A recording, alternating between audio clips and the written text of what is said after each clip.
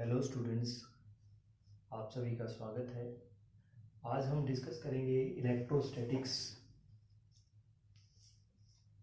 स्थिर विद्युत की के आंकिक प्रश्नों पर।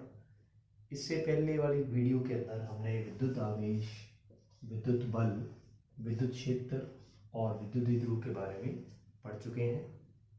हमारे सामने ये कुछ आंकिक प्रश्न, जिसको हम शॉर्ट क्वेश्चन भी कह सकते हैं, ये हमारे सामने है। इस पर हम एक एक करके डिस्कस करते हैं।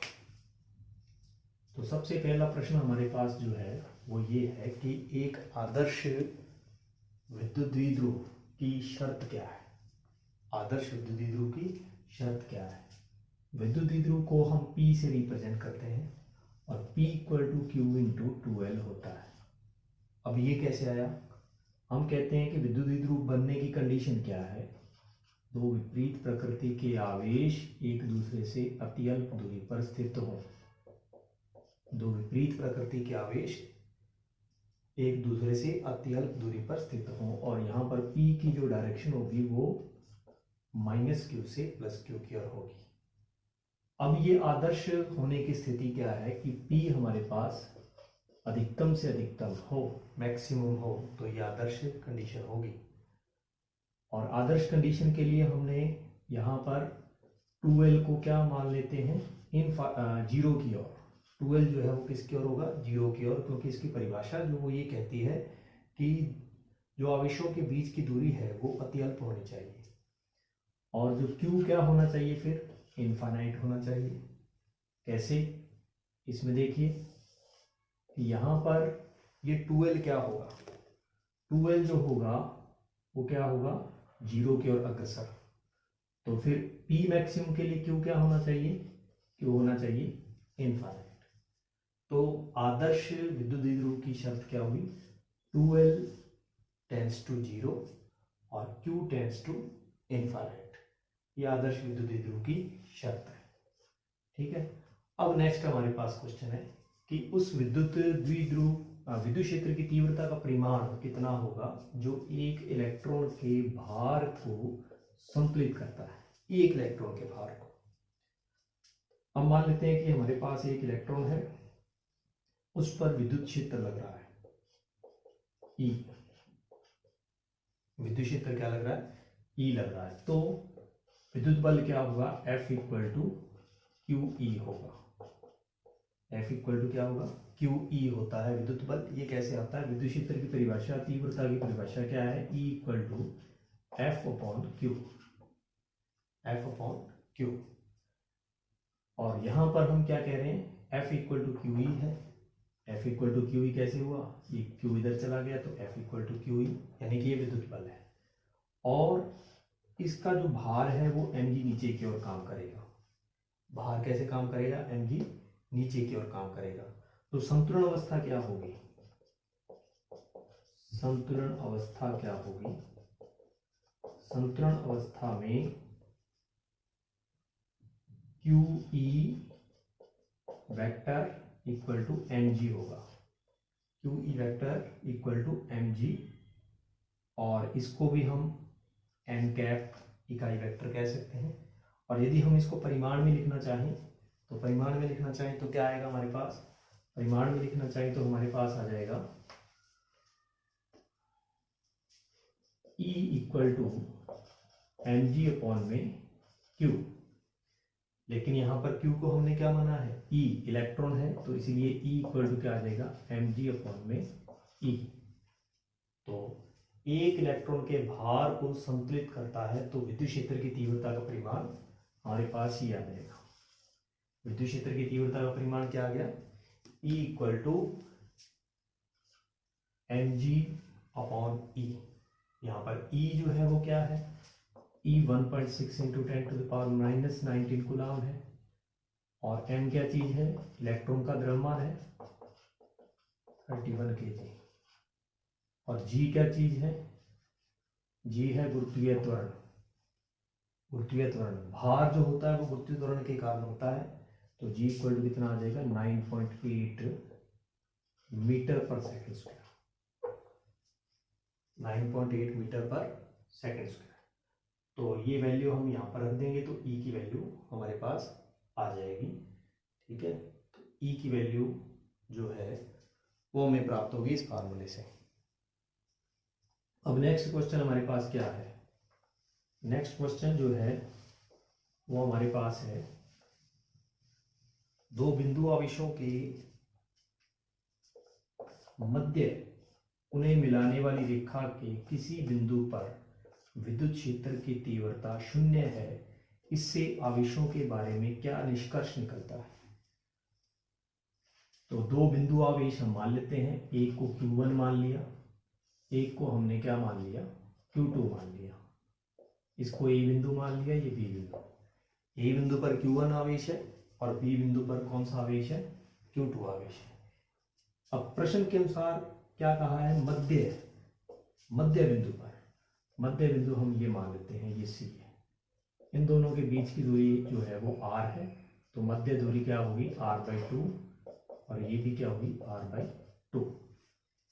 इस C बिंदु पर, ये जो हमारे पास C बिंदु, ये वाला C बिंदु जो है, इस C बिंदु पर विद्युत क्षेत्र की तीव्रता जो है वो 0 है। C बिंदु पर विद्युत क्षेत्र की तीव्रता कितनी है? 0 है। C बिंदु पर विद्युत क्षेत्र की तीव्रता 0 होने का क्या तात्पर्य है कि इस Q1 के कारण C पर और इस Q2 के कारण C पर जो विद्युत क्षेत्र की तीव्रता है वो परिमाण में बराबर और दिशा में विपरीत होगी।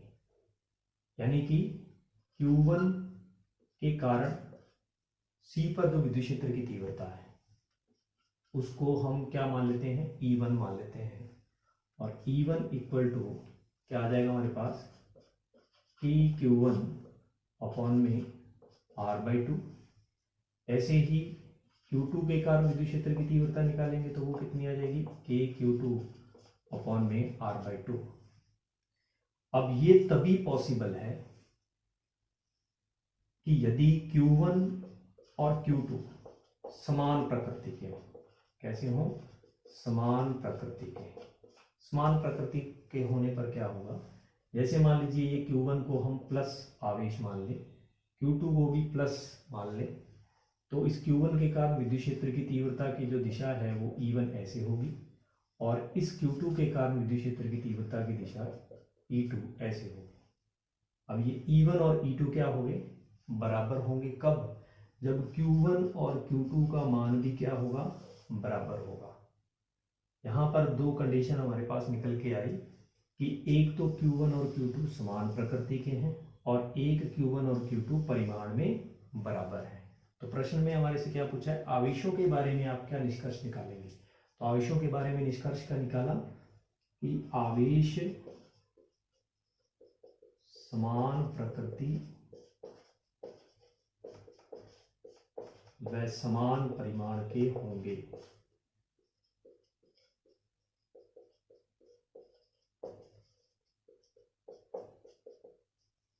ठीक है, ये हमारे पास क्वेश्चन है।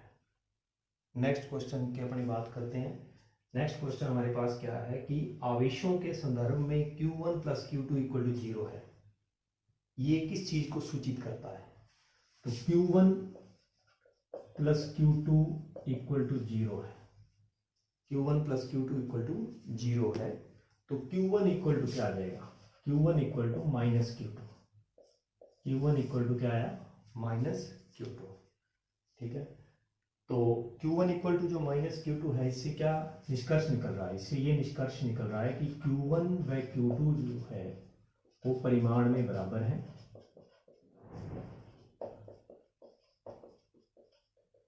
और प्रकृति जो है वो कैसी है? विपरीत है।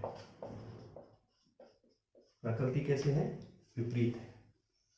तो परिमाण में बराबर और प्रकृति कैसे हुई? विपरीत। तभी इसका जो टोटल वैल्यू है वो हमारे को कितनी मिल रही है? 0 मिल रही है। जैसे हम ये मान रहे हैं कि परिमाण में बराबर का मतलब क्या हुआ? Q1 को भी हम Q मान लें और Q2 को भी हम क्या मान लें? Q। लेकिन इनकी प्रकृति विपरीत है तो इसको मैं माइनस Q मान लेता हूँ। तो यहाँ पर रखूंगा तो क्या आ जाएगा? Q minus Q equal to 0 है, तो इधर भी कितना हुआ? 0 इक्वल टू 0। तो इससे हमारे पास निष्कर्ष आया कि Q1 और Q2 परिमाण में बराबर हैं और प्रकृति में विपरीत है। ठीक है। तो ये हमारे पास क्वेश्चन जो बोर्ड पे लिखे हुए हैं वो क्वेश्चन हुए। अब नेक्स्ट क्वेश्चन आपकी स्क्रीन पर दिखाई दे रहा है। उस क्वेश्चन में क्या बताया जा रहा है, देखिए कि दो समान परिमाण और विजातीय आवेश परस्पर कुछ दूरी पर रखे हैं, उनके मध्य F न्यूटन बल कार्यरत है। यदि एक आवेश का 75% दूसरे आवेश को स्थानांतरित कर दिया जाए, तब उनके मध्य पूर्व मान का कितना गुना हो जाएगा। उनके मध्य जो बल है वो पूर्व मान का कितना गुना हो जाएगा। इसको एक बार आप दोबारा ध्यान से पढ़िए।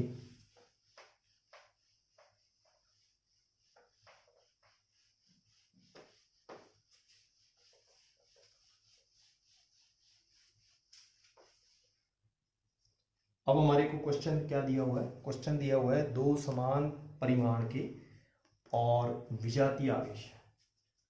तो विजातीय आवेश हमने कहा परिमाण समान है, इसको Q1 कह दिया, इसको Q2 कह दिया, लेकिन परिमाण समान है तो इसको भी हम Q1 इक्वल टू क्या कह देंगे, Q, और ये Q2 इक्वल टू Q। लेकिन विजातीय आवेश है तो इसलिए हम इसको क्या कहेंगे, -Q। ठीक है, यहां पर हमने कह दिया इन दोनों के बीच की दूरी कितनी है, R है। तो बल क्या होगा इस स्थिति में, बल हमारे पास क्या होगा, F equal to K Q dot Q upon में R²। यहाँ पर जो -Q है वो केवल प्रकृति को प्रदर्शित कर रहा है। तो जब हम फार्मूला लिखते हैं, मैथमेटिकल फार्मूला लिखते हैं, तो F equal to K Q upon में R² ही लिखेंगे। यहाँ पर माइनस नहीं लिखेंगे, केवल हम क्या लिखेंगे, F equal to K Q dot Q upon में R²। तो इसको अपने सॉल्व करें तो क्या आता है हमारे पास, K Q² अपॉन में R²। ठीक है, अब उसने नेक्स्ट क्या कहा है कि एक Q आवेश यानी कि Q1 का हम कह दें, Q1 75% आवेश स्थानांतरित कर देता है,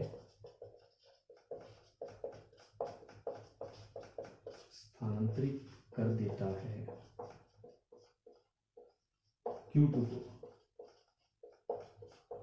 अब इस कंडीशन में क्या हुआ, Q1 के पास पहले Q आवेश था तो इसने 75% स्थानांतरित कर दिया, तो 25% रह गया इसके पास। तो हम क्या कहेंगे कि Q1 जो है वो कितना बच गया, 1 डैश कह दें, वो बच गया Q/4। 25% है तो Q/4 और 3/4, ये 3/4 हो गया।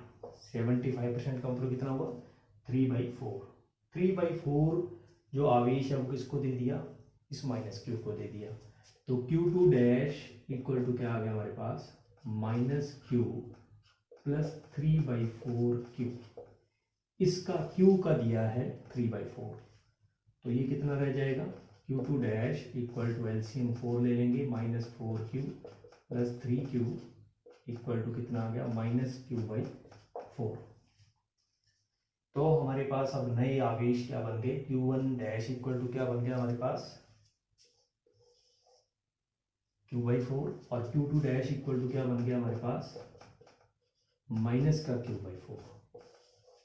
तो अब दोबारा से हम यही कंडीशन लेके चलते हैं कि ये हमारे पास Q1 डैश है और ये Q2 डैश है, और इनके बीच की दूरी कितनी है, R है। तो बीच की दूरी कितनी होगी, R। तो फोर्स नया क्या आएगा, F dash equal to K Q1 dash Q2 dash upon में R²। बीच की दूरी अपरिवर्तित रह रही है, तो F dash equal to K Q1 dash, Q1 dash हमने क्या कहा है, Q/4 इंटू Q2 डैश हमारे पास क्या है, -Q/4, लेकिन माइनस नहीं लिखेंगे हम, क्या आ जाएगा Q/4 अपॉन में क्या आया, R²। F dash equal to क्या आ गया, 1/16, 4 into 4 16 into K Q² upon में R²। और F equal to K Q² upon में R² था हमारे पास पहले से, तो F डैश इक्वल टू क्या हो गया, F/16। तो ये हमारे पास परिणामी बल आ गया जो हमारे पास क्वेश्चन था। क्वेश्चन में ये कहा गया था कि इस परिमाण में बराबर आवेश हैं और प्रकृति में विपरीत आवेश है, उनमें से एक आवेश दूसरे को 75% आवेश स्थानांतरित कर देता है। 75% का मतलब 3/4 Q1 कहते हैं इसको, Q1 आवेश जो है वो Q2 को दे देता है। तो उस कंडीशन में नया आवेश क्या बनेगा ये हमने निकाल लिया, और नया बल क्या होगा पूर्व बल की तुलना में। तो नया बल पूर्व बल की तुलना में कितना आ गया, F/16।